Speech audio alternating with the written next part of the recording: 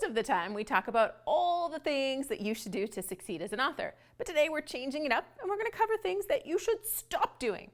So if you want a not to-do list, then this video is for you.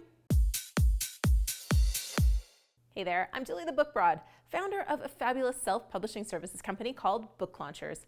And since we help authors write, edit, publish, and promote their nonfiction book, we've seen a lot of things that just don't work for authors.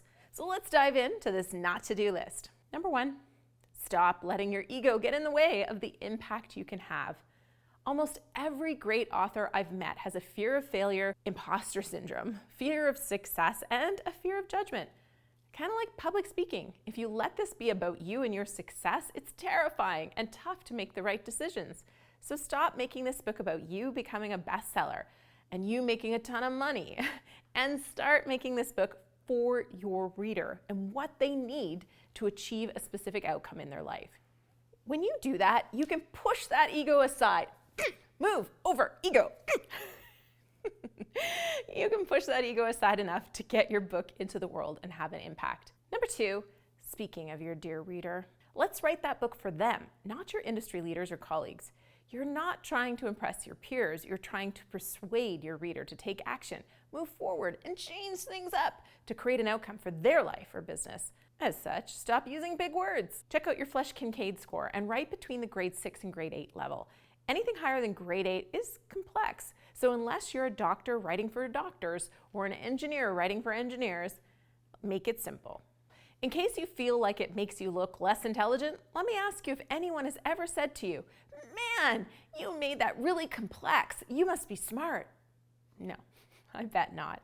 It's actually a sign that you truly understand your subject matter when you can explain it in terms anyone can understand. You're not trying to impress your professor. You're trying to impact your reader and sell books. Number 3, first drafts are supposed to be bad. So stop editing yourself and just dump it out onto the page. Don't read what you've written when you sit down to write. Just write. Get it done. Get that stuff out of your head. Set up a prompt when you finish writing for the day so that when you sit down to write tomorrow or a week from now, you don't have to reread what you wrote. You just write using those prompts. 4, stop asking your friends and family their opinion on your cover, your title, or anything else that's really vital to the success of your book, unless your friends or family are your ideal reader or they're book publishing professionals. There's an art and a science to appealing to the reader, and you need to tap into the reader's opinion or the advice of experts. Number 5, stop looking for or even expecting quick wins, even if you have the money to buy them. Play the long game and you'll find the journey more successful and rewarding. And remember, Amazon is an algorithm machine looking for consistent conversions, not quick wins. So you really don't want to play a game to get an Amazon bestseller. Number 6, stop setting goals you can't actually control. Switch your focus to the things that you can control. I mean, you can't control being a bestseller, but you can control how many places you pitch yourself for podcasts or speaking. You can control how many people you ask for reviews, and you absolutely can control how many blog posts and live videos you do to get the word out. Set those things as your goals because you can control yourself getting them done and watch the outcomes happen. 7, stop waiting for the timing to be right for you to write and publish your book. If you've learned anything from the volatility of 2020 and 2021, it's that there are very few certainties out there, and rarely have I ever met an author that says, "Man, I wished I hadn't written that book." And often do I hear, "I need my book done in 3 months for this big opportunity." Start writing your book before it's urgent. Books take longer to write, publish, and launch than you think, especially if you want them to be great. Plus, I've met too many people who are never ready, and that's a shame because their book could have been helping people. Number 8, which leads me to the great tips from my YouTube friends. Mindful Eats said, authors should realize there are people out there who desperately need your book. So you need to get to work and get it done. I love that. And number 9 comes to us from Caleb, also known as CTO Ortega.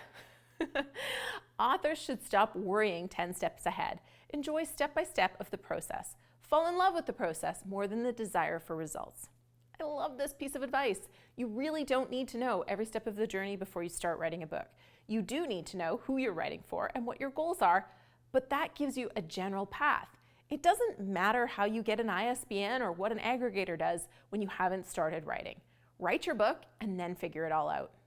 What do we miss? Let's chat about it in the comments below. And when you comment the day a video comes out, you'll be entered to win some of our sweet #NoBoringBooks swag. Now, you might be wondering what you should do. Well, this is the latest and greatest from the channel and sure to give you something wonderful to work on. Or if you've watched that already, then maybe this video on how to stay up when book sales are down might be the very thing you should watch. Either way, I'm waiting for you. Go on over. I'll see you there.